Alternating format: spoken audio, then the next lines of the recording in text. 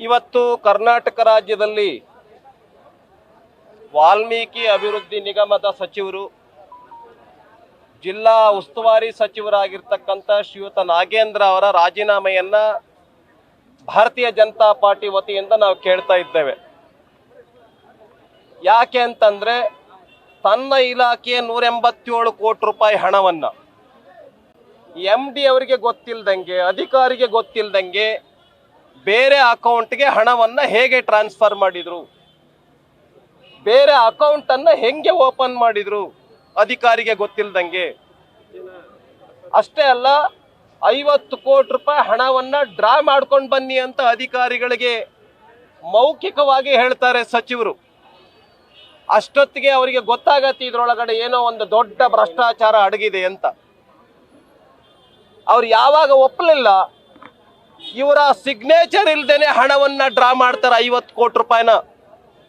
ಯಾರಿಗೋಸ್ಕರ 50 ಕೋಟಿ ರೂಪಾಯಿ ಡ್ರಾ ಮಾಡಿದ್ರು, ಯಾರಿಗೆ ಕೊಟ್ರು, ಆಮೇಲೆ ಈ ಹಣ ಡ್ರಾ ಆಗಿದೆ ಅಂತ ಮ್ಯಾನೇಜರ್ ಹೇಳಿದಾಗ ನನಗೆ ಗೊತ್ತಿಲ್ದಂಗೆ ಹೆಂಗೆ ಹಣ ಡ್ರಾ ಆಯ್ತು ಅಂತೇಳಿ ಚಂದ್ರಶೇಖರ್ ಗೊತ್ತಾಗಿ ಒಂದು ಡೆತ್ ನೋಟ್ ಅನ್ನ ಮನೆಯಲ್ಲಿ ಬರೆದಿಟ್ಟು ಆತ್ಮಹತ್ಯೆ ಮಾಡಿಕೊಂಡಿದ್ದಾರೆ ಚಂದ್ರಶೇಖರ್ ಅವರು.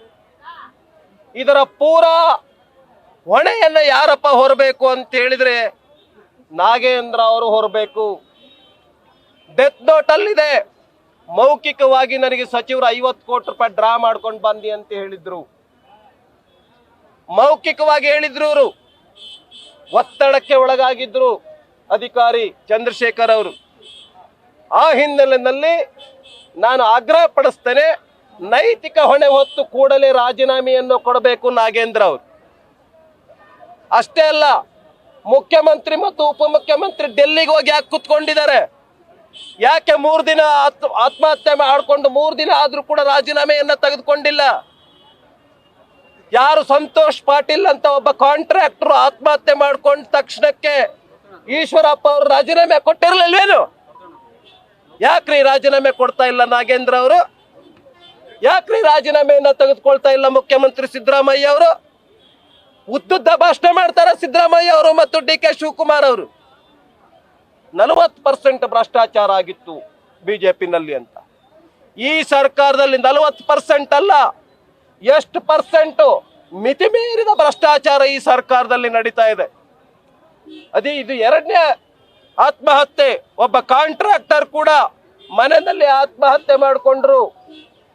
ಕರ್ನಾಟಕ ರಾಜ್ಯದಲ್ಲಿ ಅಧಿಕಾರಿಗಳು ಆತ್ಮಹತ್ಯೆ ಮಾಡ್ಕೊಳ್ತಿದ್ದಾರೆ, ಕಾಂಟ್ರಾಕ್ಟರ್ಗಳು ಆತ್ಮಹತ್ಯೆ ಮಾಡ್ಕೊಳ್ತಾ ಇದ್ದಾರೆ. ಭ್ರಷ್ಟಾಚಾರ ತುಂಬಿ ತುಳುಕ್ತಾ ಇದೆ, ಸರಣಿ ಆತ್ಮಹತ್ಯೆಗಳನ್ನ ಮಾಡ್ಕೊಳ್ತಾ ಇದ್ದಾರೆ.